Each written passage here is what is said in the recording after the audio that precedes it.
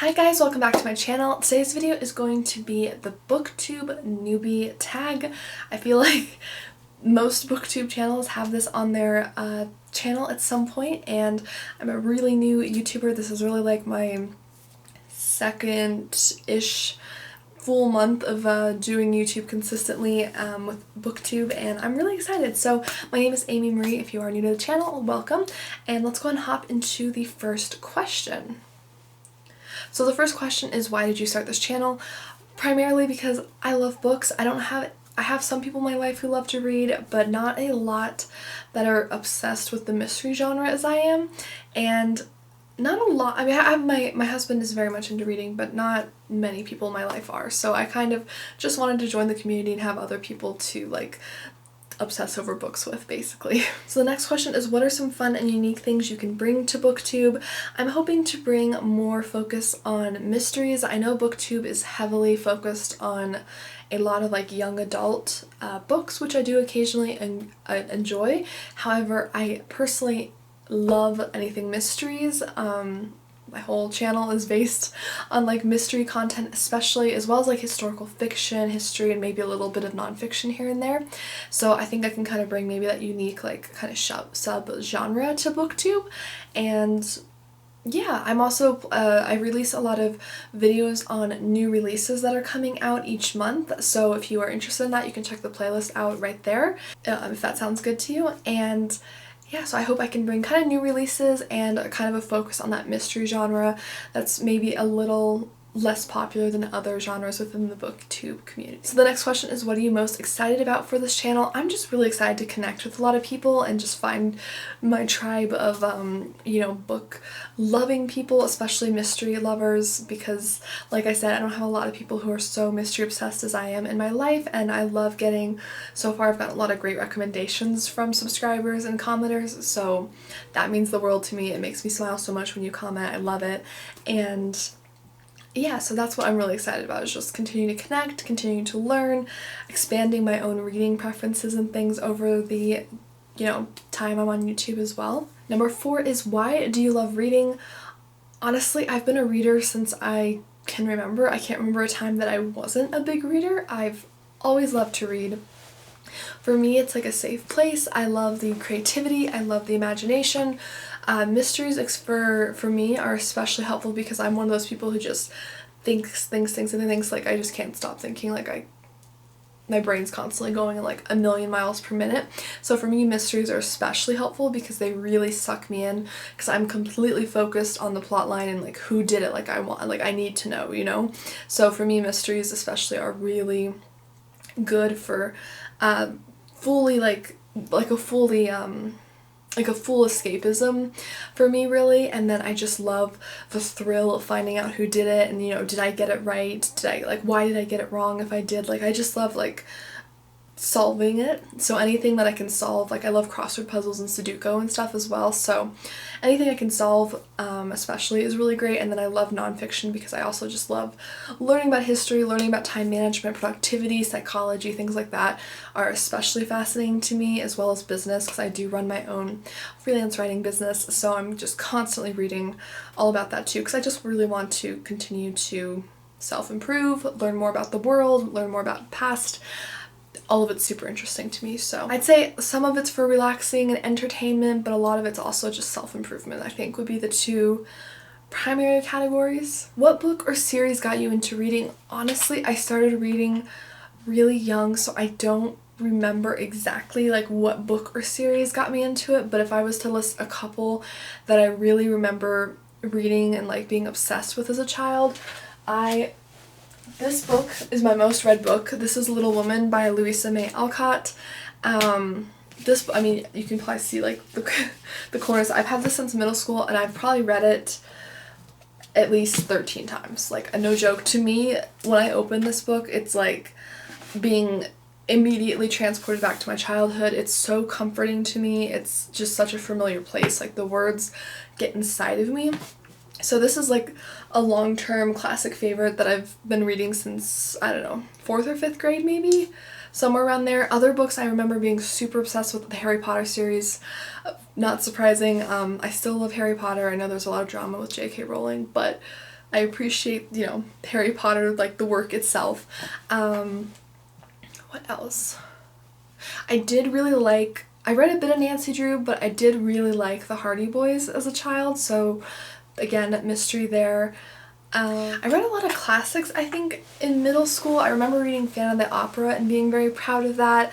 I liked Charlotte Bronte, like Jane Eyre, Wuthering Heights, especially. I'm looking at my bookshelf trying to think. I do remember, I'm gonna put a picture on screen because I can't remember what the series is called, but this really got me into like historical fiction writing. It was like middle grade, and it would feature different famous like princesses, like Cleopatra and like Anastasia, like Romanoff and stuff. I'll put it here. And it was like diary entries by them. I also remember reading the Diary of Anne Frank, and that just, like, the powerfulness of that really made an impact on me. So I'm trying to think what else. I did read the like the Magic Treehouse series as well as a child. Really loved that. I know there's more, and I'm gonna like finish filming this and be like, oh yeah, that book. But those are just some. So I think a lot of classics, some good mystery, like a lot of historical fiction especially, were really what got me into reading. I would just sit and read for like hours straight, and I loved it. So I've always been a big reader. Number 6, what questions would you ask your favorite booktubers? I would ask, you know, any tips for growth and like connecting better with your audience. I mean, I would just like to have conversations with them. That would be really cool. I'm hoping to maybe do some live streams with some other like booktubers or author tubers. Because I really enjoy like joining in on those when I'm doing like my work day for writing, and then also just reading sprints and stuff like that. That would be really cool. But yeah, any tips or tricks for joining or like growing a YouTube following and just, you know, connecting more with your audience? What do you wish you did differently? Something along those lines, I guess. And also just talking about books in general with them, of course. So the next one is, what challenge do you think starting a booktube channel will be the hardest to overcome? I think just the hump of being a very small channel. I think it's much harder to grow on YouTube when you're a small channel, because I don't think YouTube pushes your videos as much, because you don't have like a proven following, or you don't have as much engagement when you post a video, because you don't have as many subscribers returning to watch your videos. So I think that otherwise I think, you know, I want to make content that is original, so coming up with my own ideas, but it seems like every time I come up with something I think is original, then I like Google it and it's not actually original. It's hard to, I think, be 100% original, but like having my own unique spin on things. I really want to find that comfort zone where it's like my own unique voice, presentation, spin, however you want to put it. So I think that'll be the biggest thing, as well as just growing, of course. Number 8 is, when did you start reading? I'd have to ask my mom. I feel like it was preschool, so maybe 3-ish. I was very fortunate. My mom would read tons of books to me before bed, so I was very fortunate to have that early on, and I would beg her to just like read another, you know. So I don't remember exactly when I started reading, but maybe 3 or 4. That would be my best guess. But I do remember being in 4th grade and testing for like college level reading. Like, I don't know if a lot of you had those like reading levels where you had to like read and then you take like a test on it or something, like on the computer. I don't even know what the point of that is, honestly, but whatever. So I've always been a strong reader.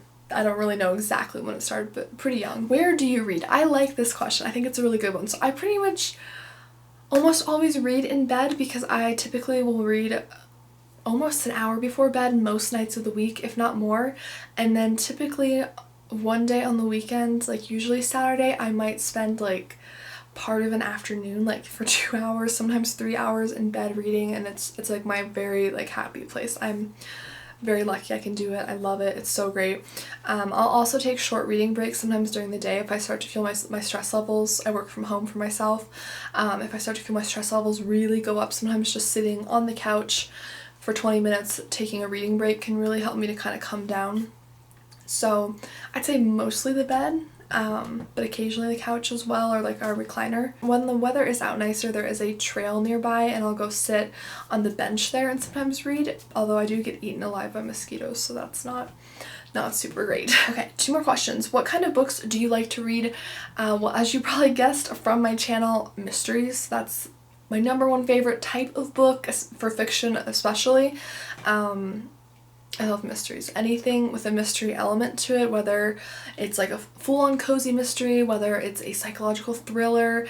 I love Daphne du Maurier. Rebecca, this is one of my favorites. So I do read like a fair amount of classics. I've really gotten into Agatha Christie. This my mom and dad gave me for Christmas this year and I'm super excited. It's the Agatha Christie Hercule Poirot over 50 short stories, the complete short stories collection of Hercule Poirot, and I'm so ready. This is gonna be great. I'm very excited for this. Yeah, so this is gonna be great. So I read a reasonable amount of classics, especially classical like mysteries. But yeah, if there's like a mystery element basically, and then anything that's like historical fiction, again, that has some kind of mystery or like kind of thriller, suspenseful plotline to it, I'll definitely pick up and read. I occasionally read fantasy. I like fantasy retellings, especially like fairy tale retellings especially. I read last year the Four Kingdoms and Beyond the Four Kingdoms and Return to the Four Kingdoms. There's like a bunch by Melanie Sellier, and those were really good. That was like a young adult fantasy fairy tale retelling and I really enjoyed that. I'm looking to read a little more fantasy this year, but primarily mystery, and then a fair amount of nonfiction, particularly on topics like time management, business, productivity, health, and like psychology, I would say, as well as like an occasional nonfiction history book, although I really love historical fiction. So anything in those genres, but on my channel you'll mostly hear me talking about mystery and like historical fiction content.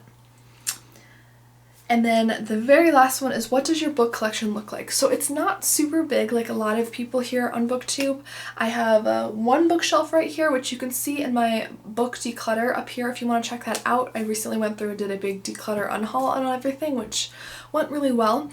But it's basically just this one bookshelf and then the few books, like favorite books I have behind me here in my backdrop area, but it's pretty well curated, I would say. The problem is that since I love mysteries especially, I don't usually go back and reread them because you know who did it, unless it's like an all-time favorite, and then I will definitely do it. Like I will go back and read some of these because these are some of my all-time favorites. If you're interested, you can check out the 5 Cozy Mysteries for Beginners, where I recommend some of my favorite series.